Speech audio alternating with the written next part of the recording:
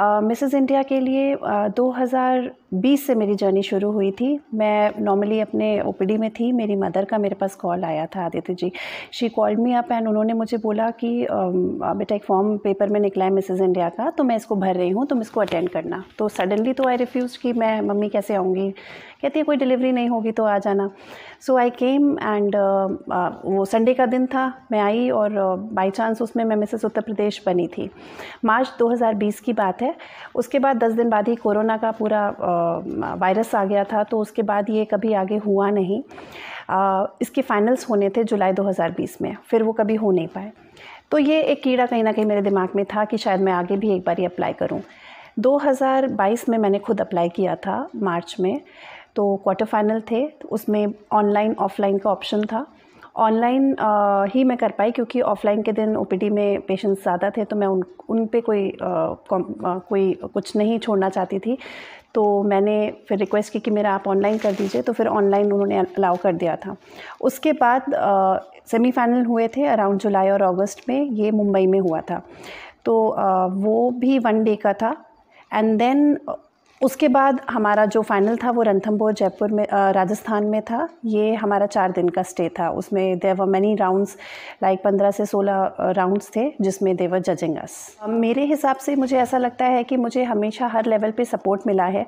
उल्टा मेरे साथ चीज़ें उल्टी थी। मुझे थोड़ा सा हिचकिचाहट थी कि मैं अटेंड करूँ कि नहीं। जब भी आता था नेक्स्ट स्टेप तो मैं कहती थी मैं नहीं जाऊँगी, मैं इतने दूर बच्चों को छोड़ के कैसे जाऊँ। मेरे पति थे और मेरी फैमिली थी जो मुझे कहते थे कि आप जाओ। वो कहते थे कि हम संभाल लेंगे, हम देख लेंगे, 4 दिन की बात है, तो डोंट लीव द अपॉर्चुनिटी। अगर तुम्हारा इसमें हुआ है तो तुम्हें जाना चाहिए। प्लस फैमिली का भी यही था। डेफिनेटली हमेशा हर लेवल पे हमारा ये फोकस रहा है कि पेशेंट नहीं कॉम्प्रोमाइज़ होने चाहिए किसी भी हाल में। आई वॉज टोटली क्लियर कि वहाँ पर अगर कभी भी ऐसा होता है कि किसी पेशेंट को मेरी यहाँ ज़रूरत है तो मैं वापस आ जाती छोड़ के। ये तो मेरा 100% श्योर था। बट इनडायरेक्टली ये भी सपोर्ट रहा कि सारे पेशेंट्स का सब कुछ टाइमली हुआ और उन 4 दिनों में किसी को कोई प्रॉब्लम नहीं हुई। एंड टाइम मैनेजमेंट मुझे लगता है बहुत ज़रूरी है। जब टाइमली मैंने हर चीज़ अपनी मैनेज करी है तो उस हिसाब से शायद मैं इस मुकाम तक आज पहुंच पाई हूँ। पहले भी महिलाएं मुझसे पूछा करती थी, जब नॉर्मल डिलीवरी हुई या सिजेरियन हुआ तो हमेशा ये मेरी फ़ोटोज़ देखती थी। मैंने अपने पोस्ट ग्रेजुएशन में यूनिवर्सिटी टॉप किया था, तो उसके गोल्ड मेडल की फ़ोटो मेरे चेम्बर में लगी हुई है। तो उसमें मैंने जस्ट 1.5 महीने पहले ही डिलीवरी हुई थी मेरी, तो I put on lots of wait.